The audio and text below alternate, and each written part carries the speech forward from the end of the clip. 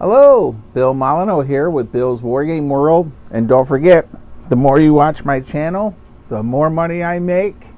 And the more money I make is the more money I donate to historic sites. So, the end of February, all this YouTube money will be going to the Americans Friends for Lafayette event. And then after that, we will be announcing our big push to save a battlefield. And I'm going to have coffee mugs, Goober the Traveling Bear coffee mugs. We're going to have t-shirts. And for 3 months, or from March through June, I'm going to do the best I can to help raise money to help the Weiss Fork battlefield in North Carolina and Kinston. They're looking at trying to put a major highway and exit right through the center of the battlefield. So everything I make from March on, I'll be sending down to Wade and the people down there. And also I'm producing a board war game to help support their cause. Now, we have the Civil War soldiers done and flocked. I got to box them up. But let's get these Vikings done because I have a new Viking ship coming in tomorrow. So, if you remember, my Marx Vikings do not have enough spearmen. And they didn't have bowmen, but we took care of the bowmen with 3D prints. This is a button. I think when we get done, you won't know that's a button. So to start off with, let's see about getting some close-ups. And right off the bat, so I was going to worry more about this toothpick. By the way, I'm trying a new microphone, so hopefully it won't be too bad. So we're using a toothpick, which looks like it could be a little large, but you know, I think I'm going to take the Ravenfeast Marx Vikings to the outpost, and we are calling the new home out in Matthews, Virginia right now is the outpost. All right, you know, I got to do the silver on the tip of the spear, but I think I can live with this. Now, first of all, we have a problem with buttonholes, so we're going to just do a brown on this shield. And the idea is I could have had stuff 3D printed probably by Josh with no issue. But you know, I only needed a half a dozen of these. So, and they're never going to see at the convention.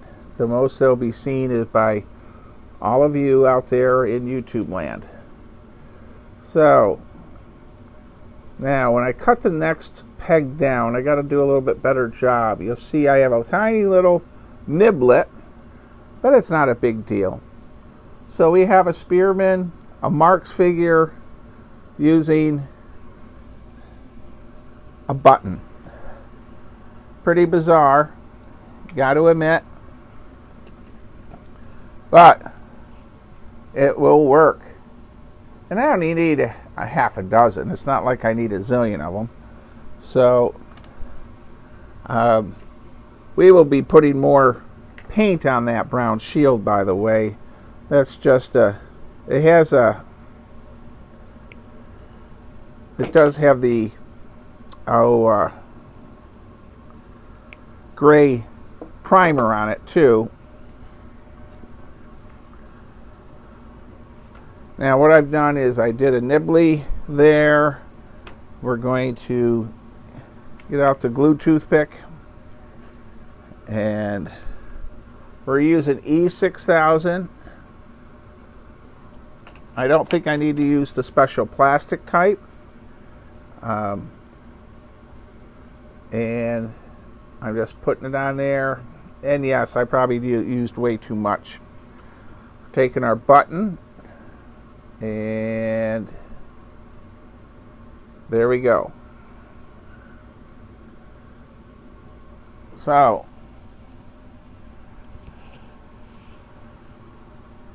well, I have toothpicks that I spray painted brown, and we're going to mount those in the arms of our spearmen here. And I got a couple more, and I'm not going to snip quite so far down this time. We'll test it now. That's a little bit better. And by the way, I had several people ask me just to do this type of a video, which is just me goofing around for a little while, working on some figures. But I was told by a couple people that they actually like to work on their own stuff while they listen to me babble. So I'm babbling, and I will shout out to George in New Jersey. He actually brought up the babbling thing, and he very much joked with me that he says it feels like he is working on his own figures with me sitting next to him. And so, you know, I'm not asking anyone to watch, but these little worky videos, maybe get somebody off the couch. I can't say how many wargamers there are out there that have unpainted plastic figures. Now, if you're watching this video and you don't have any unpainted plastic figures, you're probably, or unpainted lead. I know there's not a lot of people using plastic other than the new 28s. A lot of 28 stuff is coming out in plastic, but got to admit, if you're a war gamer and you've been to a convention lately or just mail order, I wouldn't be surprised that you have a batch of unpainted lead laying around. So, there we have 4 spearmen. And grab another one. I'm snipping off most of this dagger, by the way. And then that way it's not really, you're not going to notice it much anyhow. And let's be honest, if you're playing in a Bill Molyneux crazy game of several hundred figures, and quite often you don't even notice my imperfections. The Williamsburg muster, for example, was just phenomenal. It really was. The guys there do such a great job. They're, can't say enough about all the guys at the Williamsburg muster. So there is, I need to find another one of our spearmen guys right here.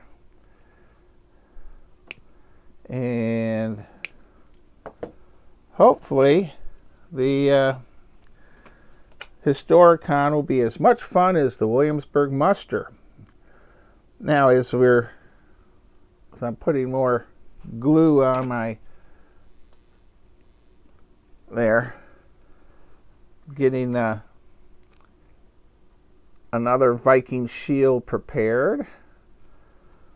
The Hawks Wargame Cold Barrage, which is coming up. That's just around the corner, March 2nd, Saturday. And I'm really looking forward to that. I'm doing something bizarre. I'm doing the the wacky racers with Muttley and Dick Dastardly. You had to be a certain age to know what the heck I'm talking about. But yes, we're going outside the box with that. The cartoon was a Hanna-Barbera.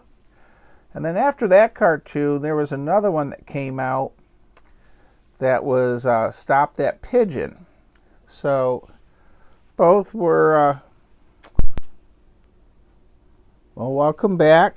So as we continue our jibber jabber, we're going to continue working.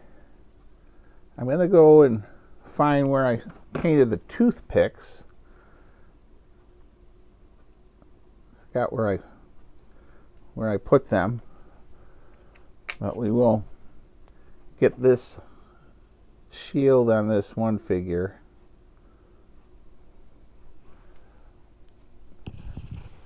Instant shield. You know, these buttons won't look bad at all. Not for what I'm doing. And heck, yeah, I'm almost 60. These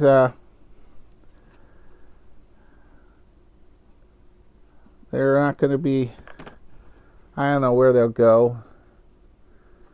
It'd be funny to drop them off at a certain war game group. I don't know what they would do with a ton of 54s, but that's sort of been the plan. Wow. Now, this fella here lost his shield already.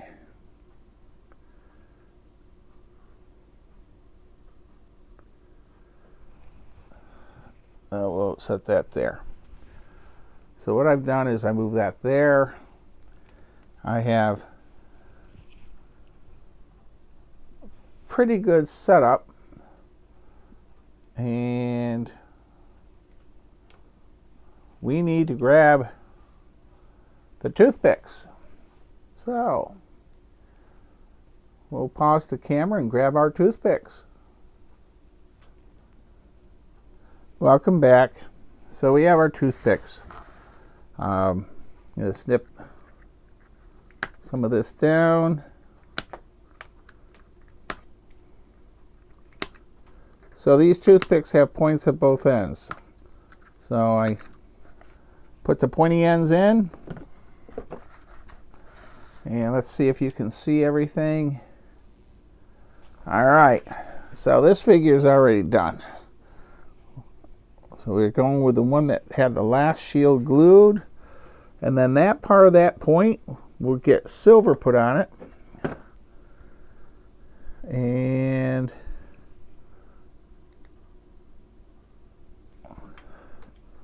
this isn't probably the best way to do this. I should be using a toothpick on a toothpick, but we'll see what happens.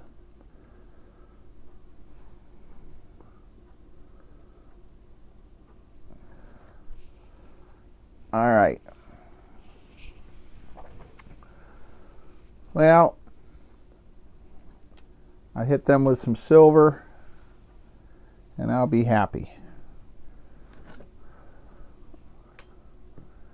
Now this figure needs to sit there.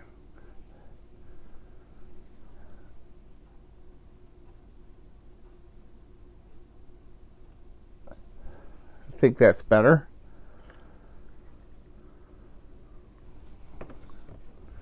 And I am worried I might have cut the knife down too much, because that's sort of what's been helping to hold the toothpicks in these arms. But we'll see what happens.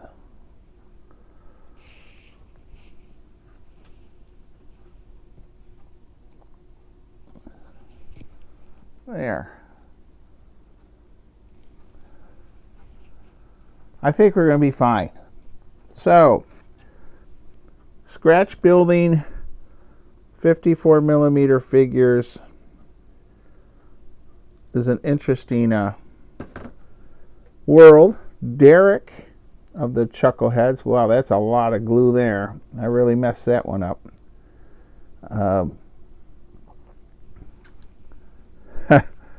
We gotta get some of that glue off. All right. Boy, E6000 is very sticky also. And if you're wondering, yes, I probably will get glued here at some point.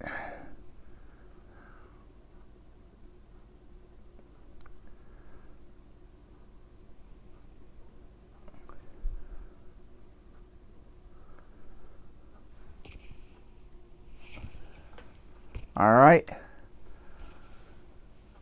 So the Derek in our group, he does a lot of changes with his figures, and he likes converting a lot. As you all know, I have a lot of irons in the fire. I try to produce some board war games from time to time, and trying to help make videos of historic sites to bring more awareness to things. So I get pretty busy. And of course, I have my trusty wife, Lisa, and she doesn't always feel the best. So who's going to HistoricCon, and what are you guys running? Or gals too. I always like to try to include girls. We have more and more women wargaming than ever, which is a great thing in our hobby. It really is. So I don't know with Shelby, she ran the Fort William Henry game last year at HistoricCon and did a great job with her husband. He ran some, she ran some. Hopefully you got to at least see the Fort William Henry she built.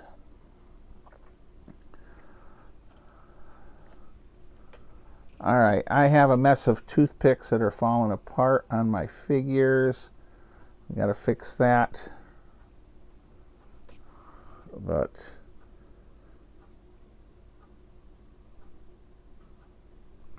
so if I do this again, I got to watch the amount of glue I put out, and some just don't have enough glue at all.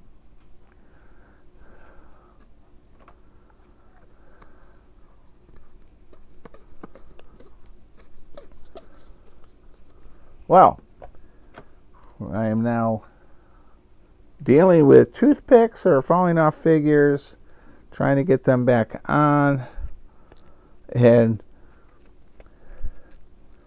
for some reason I have some with issues and some without issues, and I don't know what the difference is.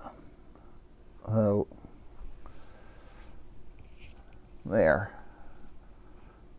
And I don't know if I should have used my super glue instead of E6000. And right now I seem like all I'm doing is fixing toothpicks. Oh my goodness. All right, so we have toothpick issues galore. It worked great with the test figure. I don't know what the heck I did different. I think I cut the knives down. The other ones I left the knives up, and I think that knife helped keep the toothpick in line. So